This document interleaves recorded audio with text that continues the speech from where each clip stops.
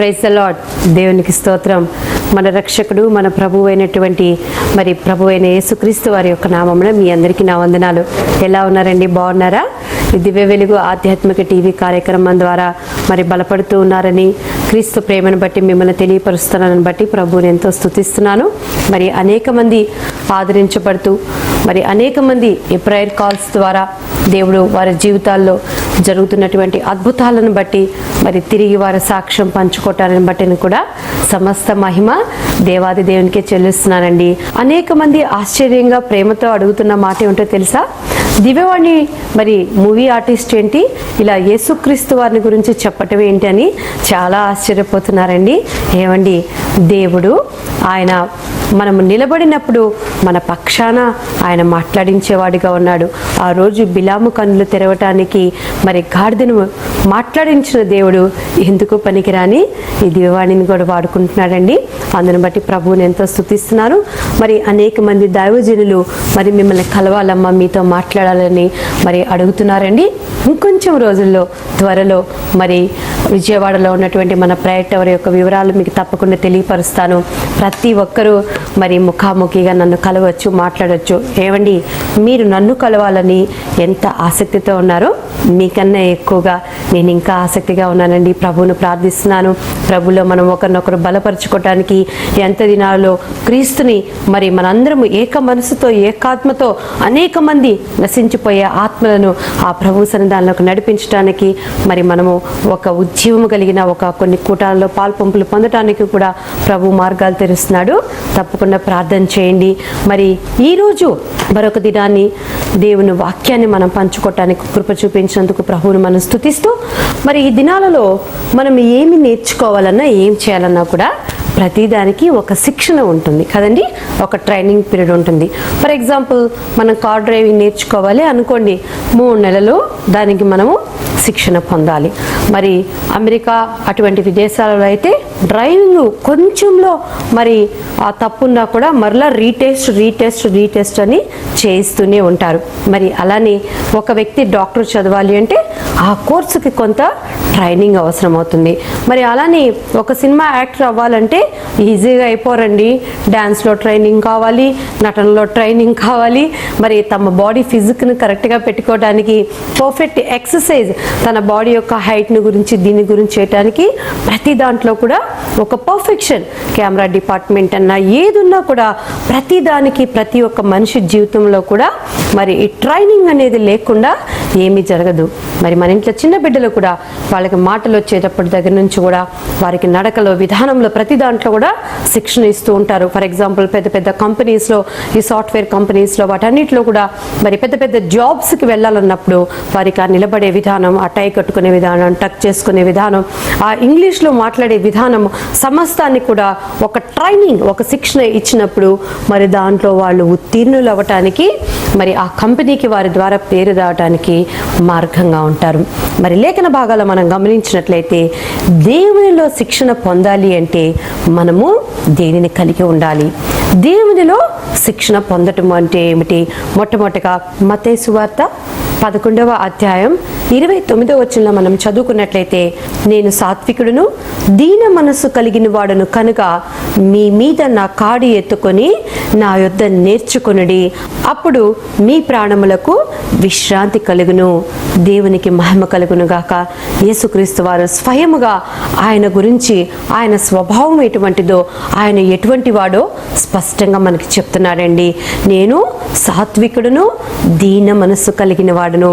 ఏమండి, యేసుక్రీస్తు వారు పుట్టిన దగ్గర నుంచి ఆయన పునరుద్ధానమైన వరకు యేసుక్రీస్తు వారు ఎవరినైనా కొట్టారని కానీ, యేసుక్రీస్తు వారు ఎవరినైనా చంపారని కానీ, యేసుక్రీస్తు వారు ఫలానా వాళ్ళ మీద అక్కసు కలిగిన మాటలు మాట్లాడాడని కానీ, యేసుక్రీస్తు వారు ఎవరినైనా చూసి వ్యసన పడినట్టుగా కానీ, ఈర్ష్యపడినట్టు కానీ చరిత్రలో ఎక్కడైనా ఉన్నదండి? ఇటువంటి దేవుడు ప్రపంచంలో ఎక్కడైనా ఉన్నాడా? ప్రభునందు ప్రియ సహోదర సహోదరి, ఒక్కసారి మనము పుట్టుకతో మనసుతో ఉన్నటువంటి ఆచారాలతో పెరిగిన జీవిత విధానాన్ని కాకుండా ఒక్కసారి ఒక మనసు పెట్టి నువ్వు ఆలోచించినప్పుడు యేసుక్రీస్తు వారేంటో నీకు బాగా అర్థమవుతారు. యేసుక్రీస్తు వారు మనసులకు సంబంధించిన దేవుడండి. ఆయన స్టేటస్కు సంబంధించిన దేవుడు కాదు, ఆయన కొలతలకు సంబంధించిన దేవుడు కాదు, ఆయన మనసుకి సంబంధం కలిగిన దేవుడు. ఆ దేవుడు స్పష్టంగా చెప్తున్నటువంటి మాట, నేను సాత్వికుడను, దీన మనస్సు కలిగిన వాడను. ఆయన ఎంత దీనుడయ్యాడంటే, ఆయన ఎంత రిక్తుడైపోయాడంటే, ఈరోజు మరి ఆ సిలువ మీద నీ చేతులతో నా చేతులతో చేసినటువంటి పాపాలకు మన చేతుల్లో కొట్టవలసిన సిలువను ఆయన చేతుల్లో కొట్టించుకున్నటువంటి దీనుడండి. ఈరోజు నీ నోటితో నా నోటితో మాట్లాడినటువంటి మాటలకు నీ ముఖాన నా ముఖాన పడవలసినటువంటి ఉమ్మిని ఆయన ముఖాన ఊహించుకున్నటువంటి దీనుడండి. మరి నీ తలంపులతో నా తలంపులతో మనము చేసినటువంటి తప్పుడు ఆలోచనలకు, క్రమము లేని ఆ పనులకు నీ శిరస్సు మీద నా శిరస్సు మీద పెట్టవలసినటువంటి ఆ ముళ్ళ కిరీటాన్ని ఆయన వెలచెల్లించి ఆయన యొక్క శిరస్సు మీద పెట్టించుకున్నటువంటి దీనుడండి యేసుక్రీస్తు వారు. ఆయన ఏ పాపము ఎరుగున వాడే ఈ ప్రపంచంలో ఉన్నటువంటి సమస్తమైన మానవ కోటికి వరకు ఆయన వెలచెల్లించిన దేవుడుగా ఉన్నాడు. ప్రభునందు ప్రియ సహోదరుడ సహోదరి, దేవుడు స్పష్టంగా ఆయనను గురించి ఆయన చెప్తున్నటువంటి మాట, నేను సాత్వికుడును, దీన మనస్సు కలిగిన వాడును, నా కాడి నువ్వు ఎత్తుకొని నా యొద్ద నువ్వు నేర్చుకో.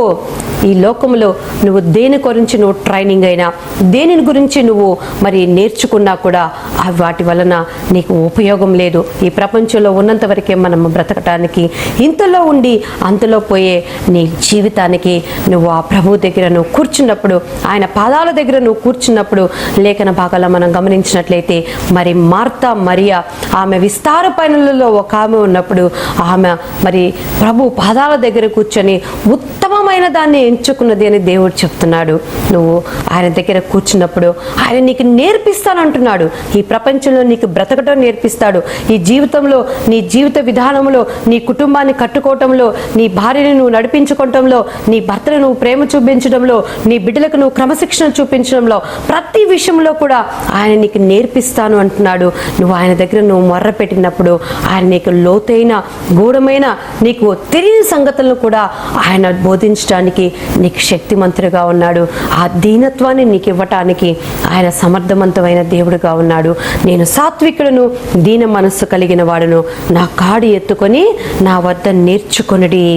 మనము దేవుని దగ్గర కూర్చొని ప్రభు దగ్గర నేర్చుకోవటానికి బదులుగా మనుషుల వైపు చూసేవారముగా అనేక మార్లు ఉంటామండి. అనేక మార్లు వారు చూపించేటువంటి ఆదరణ కొరకు తాపత్రయపడేవారముగా ఉంటాము. జనరల్గా మన కుటుంబాలలో మనల్ని ఎవరైనా వాళ్ళకి తెలియని క్వశ్చన్స్ కానీ ఒకటి కన్నా 2 సార్లు అడిగారు అనుకోండి, ఆటోమేటిక్గా మనకి ఏమొస్తుందండి, విసుకొచ్చేస్తుంది కదా. మన బిడ్డలు చదువుకునేటప్పుడు కానీ, వారికి ఏ విషయాలైనా తెలియనప్పుడు కానీ 1 కన్నా 2 సార్లు ఏమన్నా అడిగారు అని అంటే విసుక్కొని ఊరుకో, ఏంటి పొద్దస్మానం విసిగిస్తాము అని అంటూ ఉంటాం. అలానే మరి తల్లిదండ్రులు పెద్దవాళ్ళు అయిపోయినాక ఈ జనరేషన్ బట్టి సపోజ్ వాళ్ళకి కంప్యూటర్ తెలియదు, ఈ ఫోన్ ఆపరేట్ ఎలా చేయాలో తెలియదు, ఈ సాఫ్ట్వేర్ రంగం అంటే ఏంటో తెలియదు. పెద్దవాళ్ళు వచ్చి పిల్లల దగ్గర అడిగారు అనుకోండి, వాళ్ళకి ఎలా అవుతుందండి, వాళ్ళకి విసుగొచ్చేస్తుంది. ఒక్కసారికి 2 సార్లకి అబ్బాయి ఏంట్రా ఈ నాసా, ఏంటమ్మా నువ్వే నేర్చుకోవచ్చు కదా, ఏంటి డాడీ మీరే నేర్చుకోవచ్చు కాదని విసుక్కునేవారిగా ఉన్నారు. కానీ మనము సేవించే దేవుడు, మనము ఆరాధించే దేవుడు, మనము పూజించే దేవుడు చెప్తున్నాడు, నేను సాత్వికుడిని, నేను దీన మనస్సు కలిగిన వాడిని, నా కాడిని ఎత్తుకో, నా వద్ద కూర్చో, నేను నీకు నేర్పిస్తాను, నేను నీకు శిక్షణ ఇస్తాను, నేను నీకు ట్రైనింగ్ ఇస్తాను అంటున్నాడు. ఏమండి, ఈ లోకంలో మనుషులు ఇచ్చే ట్రైనింగ్కే ఎంత విలువ ఉంటే దేవాది దేవుడు నీ జీవితంలో ట్రైనింగ్ ఇచ్చినప్పుడు నువ్వు ఎలా ఉంటావు? ప్రతి విషయంలో కూడా నమ్మదగిన వాడిగా, ప్రతి విషయంలో కూడా ఒక మాదిరి కలము కలిగిన వాడిగా, ప్రతి విషయంలో కూడా ఒక ఖచ్చితమైన జీవితం పాటించేవాడిగా ఉండే విధముగా ఆయన్ని సిద్ధపరుస్తాడు. దేవునికి మహిమ కలుగును గాక.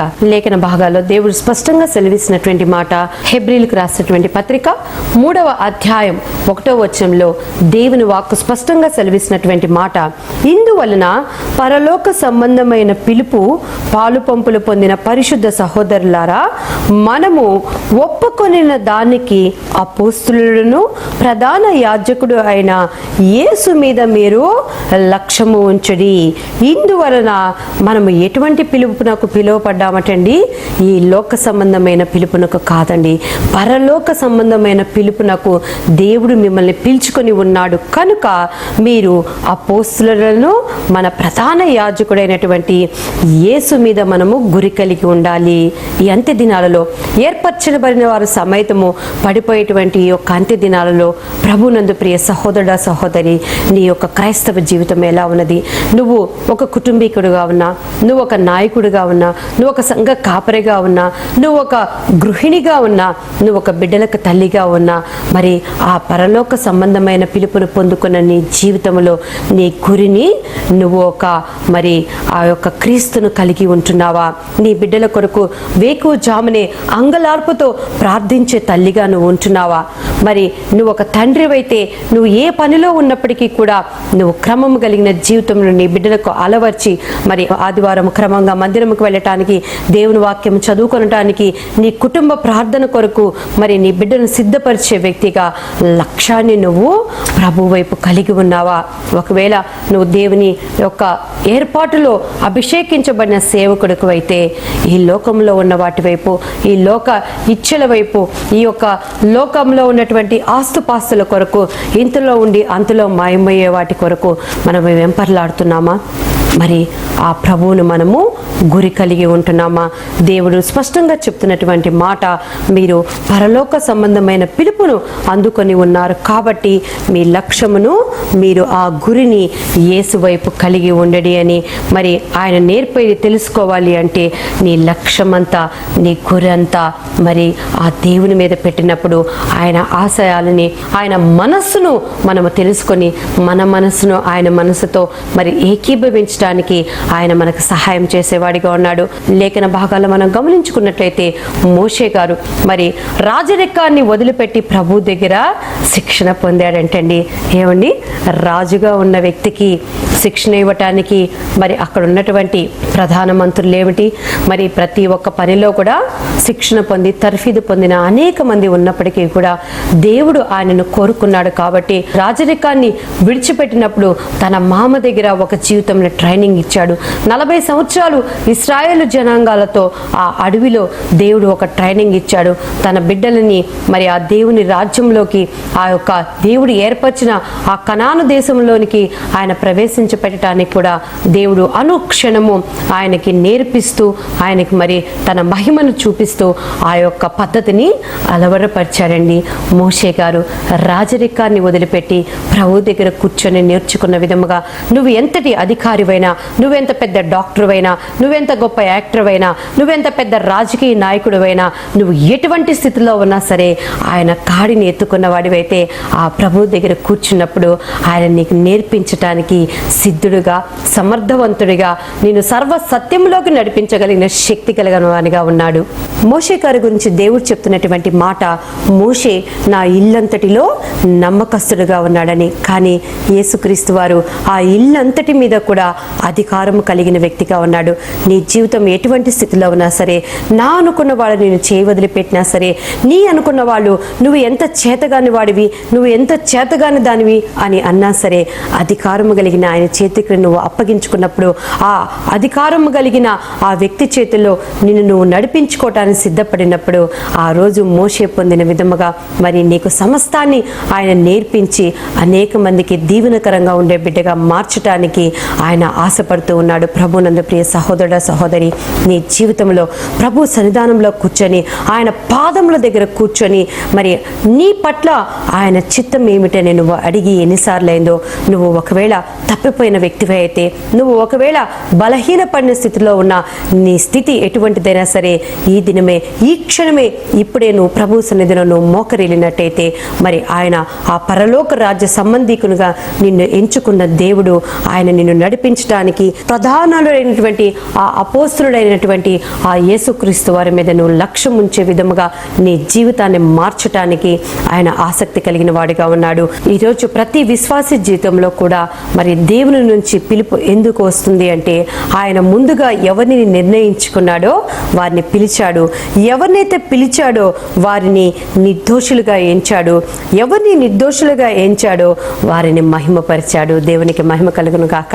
ప్రభు వారి పిలుపుకును లోపడినప్పుడు, నిన్ను నువ్వు ఆయన చేతులకు అప్పగించుకున్నప్పుడు నువ్వు ఎక్కడ కాలు పెడితే అక్కడ ఆశీర్వాదాలు, నీ నోటితో ఏమి పలికితే అది ఆయన దానిని సిద్ధపరచడానికి, రూఢిపరచడానికి ఆయన శక్తిమంతుడిగా ఉన్నాడు.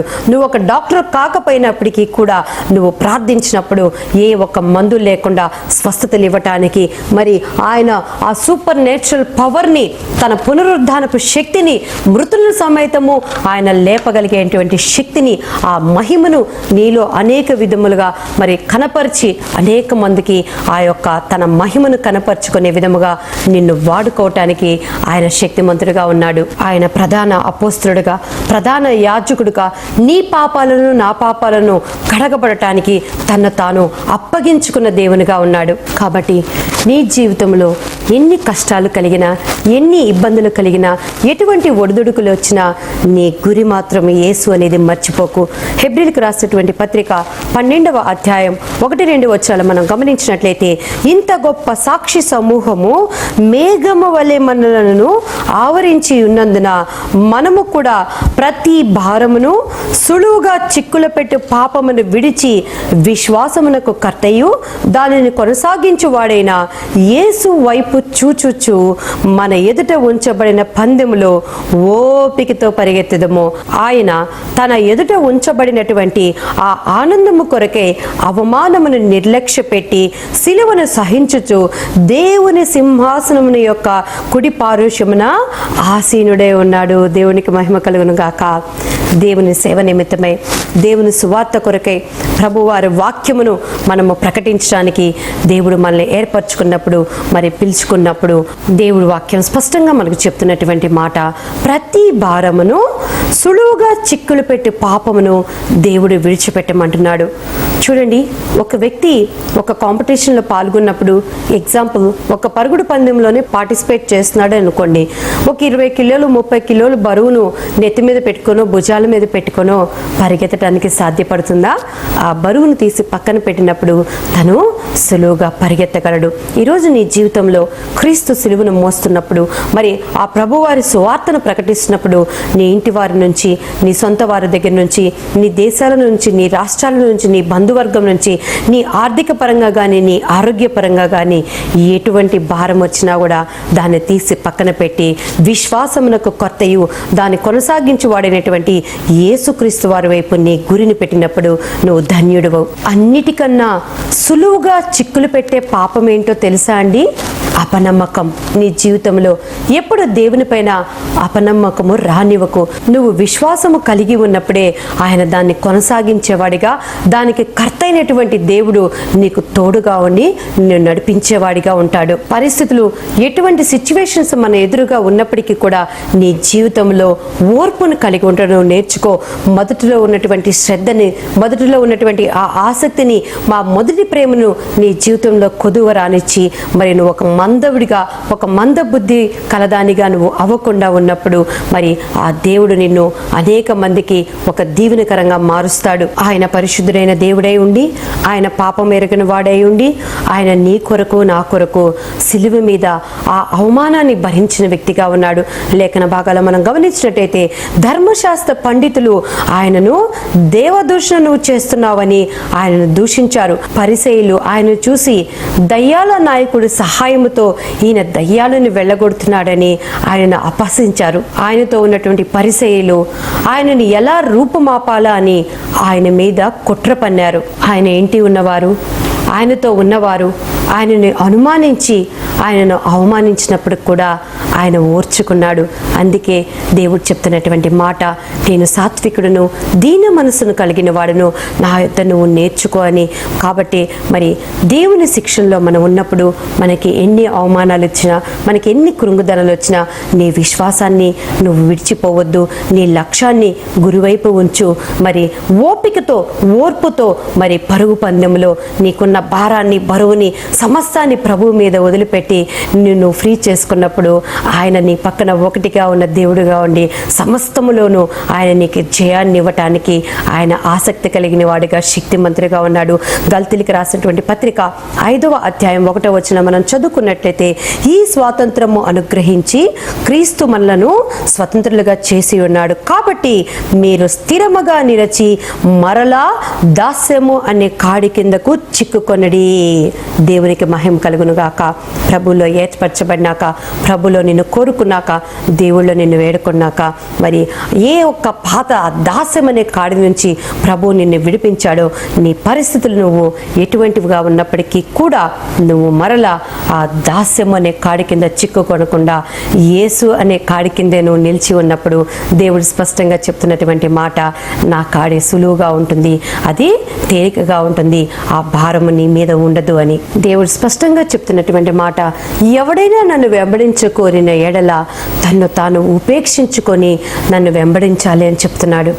మరి ప్రభువులో నేను నువ్వు ఉపేక్షించుకోవటం అంటే నేను నువ్వు చంపేసుకున్న వాడి ఎదురుగా ఒక చచ్చిపోయిన శవం ముందు వచ్చి ఎవరు ఎన్ని అవమానపు మాటలు ఉన్నా ఆ శవంలో చలనం ఉండదండి. ఎవడు ఎంత పొగుడుతూ ఎత్తుతున్నా కూడా ఆ శవంలో చలనం ఉండదండి.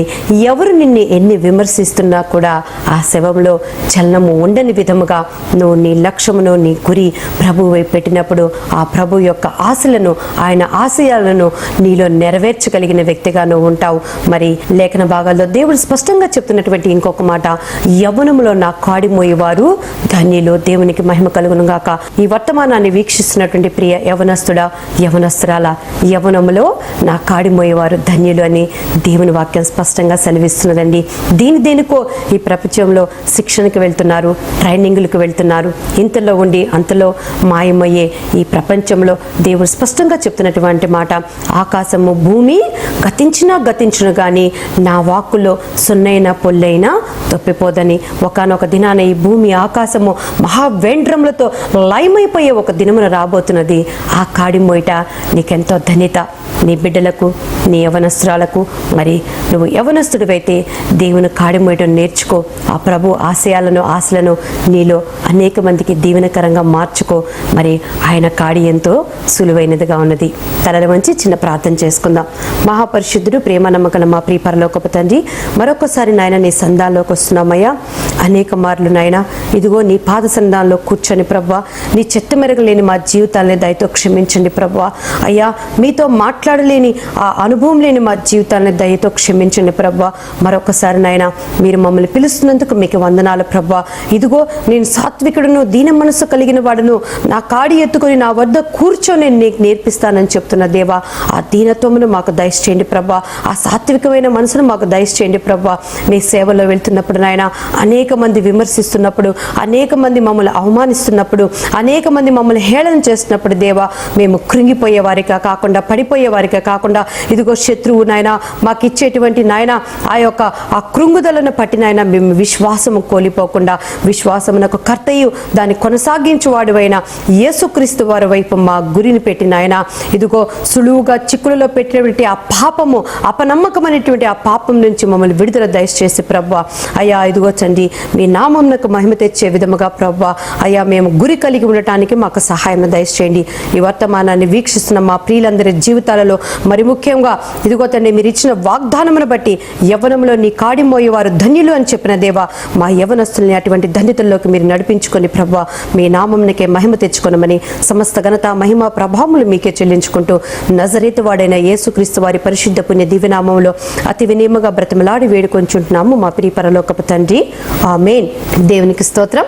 మంచిది ప్రియులారా, మరి ఈ యొక్క భారభరితమైనటువంటి పరిచర్యలో మీరు కూడా పాలిభాగస్తులు కావాలంటే మీరు సంప్రదించవలసినటువంటి మా సెల్ ఫోన్ నంబర్స్ 09849804222, 09676077771. ఇతర అవసరత కొరకు మీరు సంప్రదించవలసినటువంటి మా సెల్ ఫోన్ నంబర్ 09100174424. దేవుని రాకడ ఆలస్యమై ప్రభు చిత్తమైతే మరలా మీ మధ్యకి రావాలని ఆశపడుతున్నటువంటి దేవుని దీనదాసురాలు మీ దివ్యవాణి. Thank you. May God bless you. దివ్య వెలుగు టీవీ కార్యక్రమాన్ని వీక్షిస్తున్న ప్రియులారా, మీ ప్రార్థన అవసరతలకు మరియు ఇతర వివరాలకు సంప్రదించవలసిన ఫోన్ నంబర్స్ 084 2822335555 మరియు 0842888877. For contact 08428233555 and 08428238877. దివ్య వెలుగు foundation account number axis bank account number 9160200128966619. IFSC code UTIB 0001504.